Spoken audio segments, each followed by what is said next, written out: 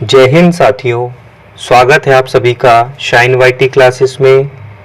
Hindi short hand की practice dictation 80 शब्द प्रति मिनट गति से डिक्टेशन 5 सेकंड में शुरू होगी। स्टार्ट। जैसे पुल पार करने और नदी पार करने में फर्क है, ठीक वैसे ही साल के बीतने और समय के बदलने में भी बहुत बड़ा फर्क है। साल तो हर साल बदल जाता है, समय अदम्य, अडिग और अटल बना रहता है। बीतता है भी या नहीं, एक बड़ा सवाल है।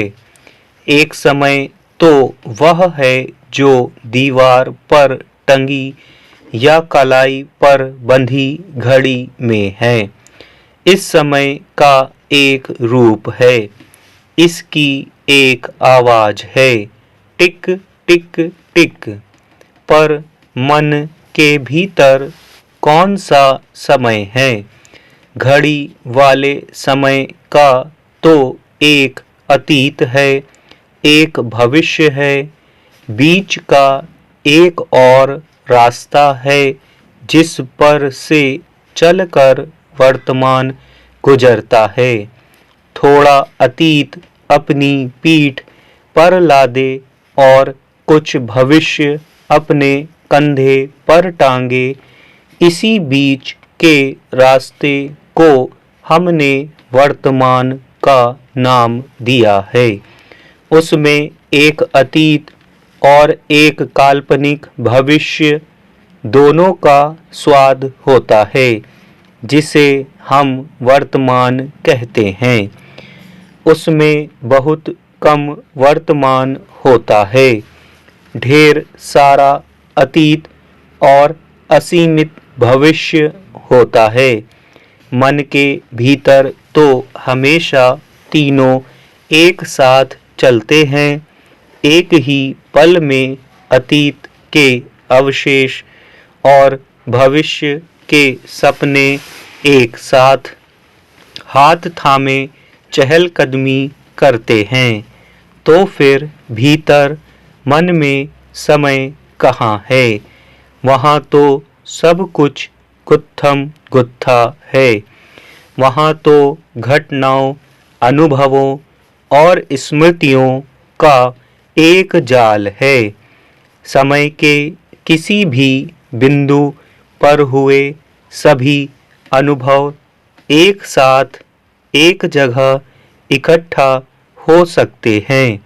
जैसे कैलेंडर बदलते हैं बिल्कुल साफ साफ, वैसे भीतर का समय नहीं बदलता। हर एक तारीख किसी दूसरी तारीख पर सवार होकर चलती है। मन के भीतर समय की चाल बिल्कुल अलग होती है। बाहर बिल्कुल अलग बाहरी ढांचे में समय ठोस है और मन का समय एक प्रवाह है।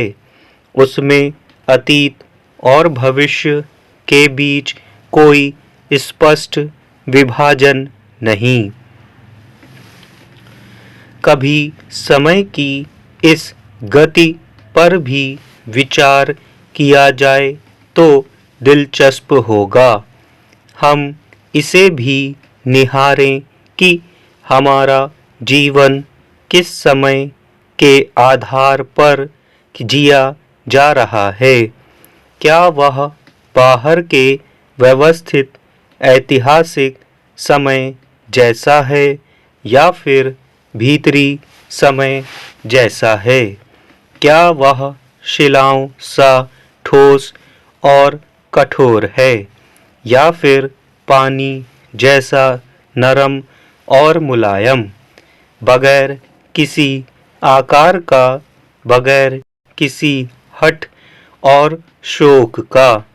इतिहास के अनुभवों ने हमें चट्टान बना दिया है, क्या हम अब किसी नूतन आयाम में प्रवेश कर सकते हैं? क्या हम पानी बन सकते हैं? लाओ त्सु का ताओ ते चिंग दर्शन कहता है कि हमें पानी की तरह रहना चाहिए। स्टॉप।